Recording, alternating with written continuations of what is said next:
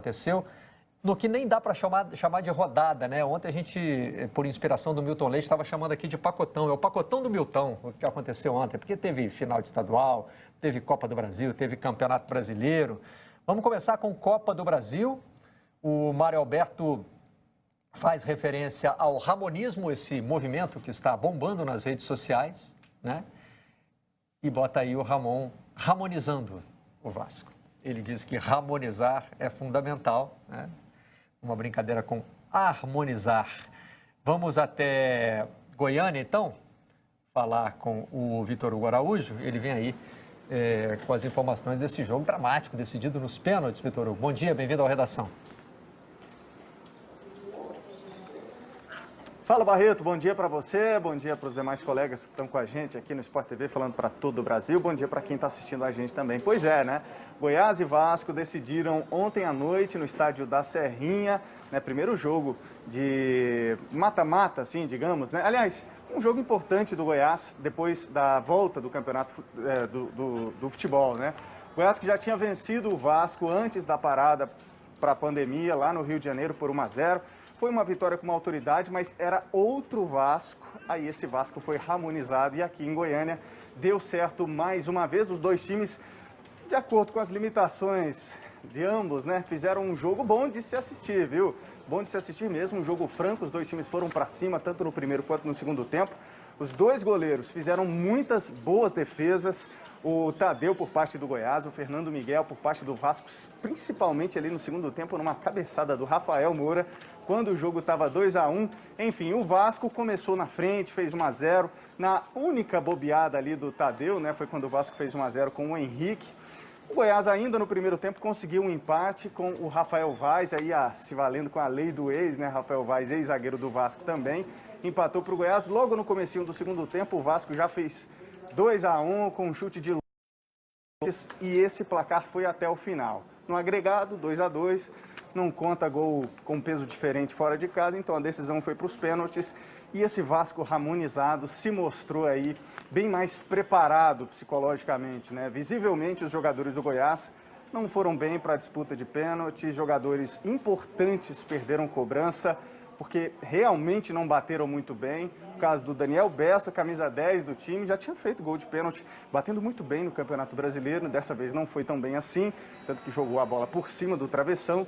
E o Rafael Moura, que está sendo bastante cobrado hoje, ele é um dos principais líderes desse elenco, sai para defender jogadores nas redes sociais, vai para as redes comentar os casos de coronavírus, a gente até já falou aqui no Redação. E o Rafael Moura perdeu um pênalti batendo fraco no meio do gol. O Fernando Miguel estava esperto e fez a defesa. Depois desse jogo, né, agora falando mais especificamente do Goiás, o técnico Thiago Largue, que estava estreando no comando do cargo, ele lamentou o resultado, comentou o que poderia, o que não poderia ter sido feito, disse também que queria mais tempo para poder preparar o Esmeraldino para esse jogo importante. Ele chegou na semana passada, o time foi sem ele para o clássico contra o Atlético, um clássico local aqui. O Goiás conseguiu vencer bem o Atlético, inclusive, mas ele não estava em campo. O Thiago Largue teve um dia para, né, treinar de forma mais pesada, assim, com esse Goiás, mas não conseguiu implantar o que ele acha que tem que ser implantado nesse time para a sequência da temporada. Ele pediu reforços também, esses reforços estão sendo procurados. O Goiás já anunciou um, que é o lateral direito Edilson, tem 34 anos. Foi campeão da Libertadores com o Grêmio em 2017, já passou pelo Cruzeiro, passou pelo Corinthians também. Outro que pode ser anunciado a qualquer momento, a gente continua aguardando as negociações aí, é o volante Elias. Passou pelo Corinthians, pelo Flamengo, estava no Atlético Mineiro, o Elias tem 35 anos. Foi assim uma noite trágica para o Esmeraldino, mas de muita felicidade para o Vasco, que veio a Goiânia e conseguiu uma classificação, mostrando que essa recuperação pós-início da pandemia, ou seja, pós-volta do futebol, esse Vasco tem se mostrado muito bom, né? Tá indo bem no Campeonato Brasileiro e na Copa do Brasil conseguiu mais uma vez um ótimo resultado, Barreto. Vitor Hugo Araújo, muito obrigado pela participação na Redação Sport TV. Nós vamos seguir falando desse jogo aqui, mostrando um trecho da entrevista do Ramon. Eu estava no clube já, né, assim, há um bom tempo, né, eu conheço bem esses atletas, eu sei da entrega desses atletas, assim, eu sei que é um grupo que sempre teve que pode ter certeza que não vai faltar, né, espírito e atitude desse grupo. Eu vesti essa camisa desse clube de uma maneira muito intensa, sabe? Assim, eu devo muito ao Vasco da Gama, né? E o torcedor também, ele vê em mim uma extensão deles aqui dentro. Então é isso, é olho no olho, é sinceridade o tempo todo, né? Fui muito chato lá no começo, né, de mostrar, de pegar no pé, de não pode fazer isso, não pode fazer aquilo, pô, vem aqui, vamos posicionar. Aí o Ramon, ele mesmo tem tentado diminuir um pouco essa história do ramonismo, né? Porque acaba pesando demais, né? Mas o que a gente já viu é que não vai ser um Vasco tímido. O Vitor Hugo estava falando, né, Aiello, da questão das limitações das duas equipes, mas o jogo foi franco. Me parece que esse é meio que Seria essa uma descrição do ramonismo, não? Eu também acho. Eu acho que esse Vasco do Ramon, esse Vasco do Ramon treinador, pelo menos esse Vasco de hoje, não é o Vasco do Ramon jogador.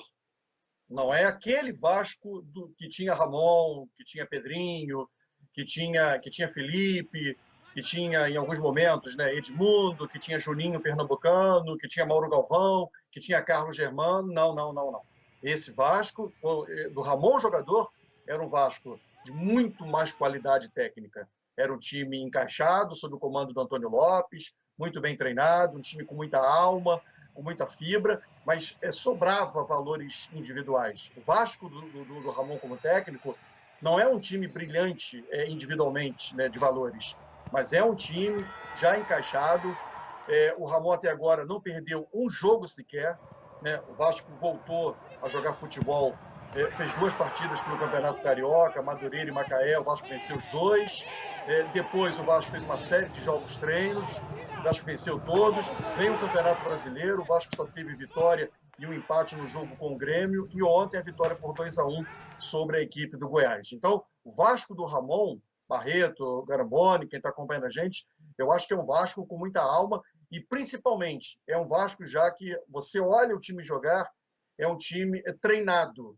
Eu acho que o Ramon aproveitou demais e muito bem o fato do futebol ter parado por causa da pandemia, que ainda existe, a pandemia ainda está aí. Então, acho que o Vasco, né, nas mãos do Ramon, teve essa qualidade de jogo, o jogo coletivo. Você olha para o time do Vasco, é um time coletivamente muito forte e com muita intensidade, com muita disposição, com muita disciplina tática. O Ramon falou, não é por aí, né, durante o treinamento, vamos fazer desse jeito. Isso tem a ver com qualidade tática, qualidade técnica. O Vasco de hoje não é o Vasco do Ramon quando ele era jogador. Caramba! Eu vou até adicionar umas coisas do Aiello, né, porque está um pouco na moda, né, a questão da qualidade tática, do conjunto e tal, e que às vezes eu confesso que eu fico meio saturado, né, com a ditadura do toque, né, ditadura do toque. O negócio é tocar. Eu acho que o Ramon, por esse passado dele, né, o Ramon era um cara que ele não era um jogador que corria, mas era um jogador muito cerebral, de passes muito certeiros, eventualmente um drible, um chute muito eficiente, né? O Ramon era um excelente cobrador de falta e tal. E a gente fez até uma boleiragem com ele há algumas semanas, Barreto, e a gente vai dirigindo o programa e tal, e enquanto o programa não começa, a gente conversa e tal. E realmente, assim, eu senti um Ramon muito, assim, muito consciente, né, do que ele pode significar para o Vasco, do que o Vasco significa para ele, e essa seriedade de trabalho. Então, eu acho que tem uma coisa que eu queria pontuar, que é o seguinte: o Benítez, né, o argentino. Vocês veem que muitas vezes o Benítez pega uma bola na intermediária, em vez de ele seguir a ditadura do toque, dá para o outro, que dá para o outro, que dá para o outro, ele tem a liberdade do Ramon de dribla, meu filho. Então o Benítez vai... Ontem no jogo ele teve um momento que ele passou por 2 caras assim, abriu na esquerda e tal, teve cruzamento. O Andrei também está fazendo um belo trabalho. O Cano a gente já sabe, né? O Cano é super eficiente e tal, com um chute ele define um jogo.